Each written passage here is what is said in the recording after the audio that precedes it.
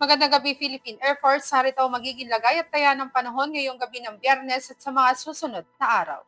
Sa kasalukuyan, naasahan natin ang patuloy na pag-iral ng Intertropical Convergence Zone o ITCC dito sa Mindanao, ganoon na rin sa Palawan area. Samantalang sa ibang nalalabing bahagi naman ating bansa, asahan natin ang patuloy na pag-iral ng easterlies o mainit na hanging nagmumula sa dagat Pasipiko.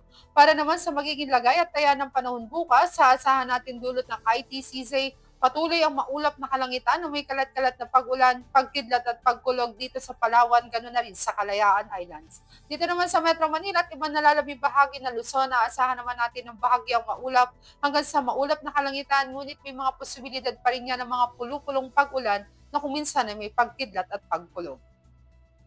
Dito naman sa Kabisayaan, naasahan din natin ng bahagyang maulap hanggang sa maulap na kalangitan bukas, ngunit may mga posibilidad pa rin yan ng mga pulupulong pag-ulan na kuminsan ay may pagkidlat at pagkulog lalo na sa dakong hapon o gabi.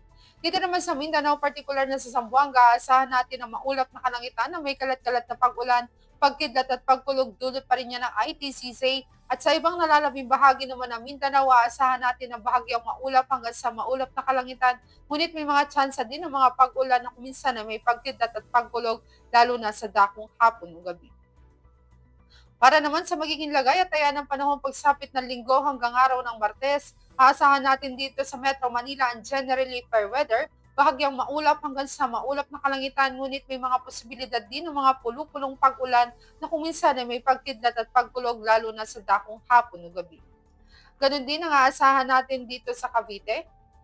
Samantalang dito sa Angeles, hanggang linggo asahan natin ang generally fair weather, ngunit pagsapit ng araw ng Lunes, asahan natin ang maulap na kalangitan na may kalat-kalat na pag-ulan, pagkidlat at pagkulog.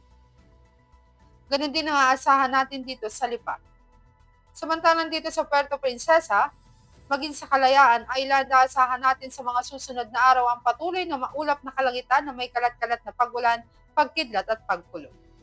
Dito sa Philippine Rice, generally fair weather ang ating aasahan, bahagyang maulap hanggang sa maulap na kalangitan, ngunit may mga posibilidad din ng mga pulupulong pag-ulan na kuminsan ay may pagkidlat at pagkulog.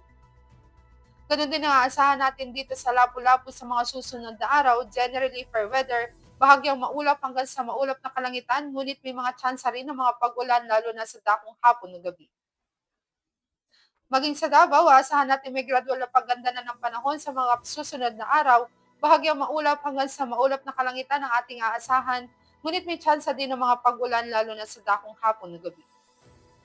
Ganon din ang aasahan natin sa Zamboanga, may gradual na pagganda na ng panahon.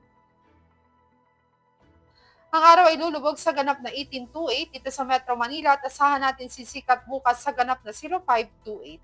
Para sa ating moon illumination, meron tayong 31% decreasing.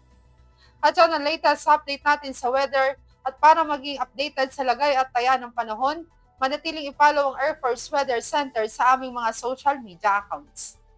Sa ngalan ng aming commanding officer na si Colonel Alvin John Cugador, POP GSC, I'm Sergeant Jessa C. Cuenca, Weather Forecaster ng Air Force Weather Center. Muli magandang gabi, Philippine Air Force.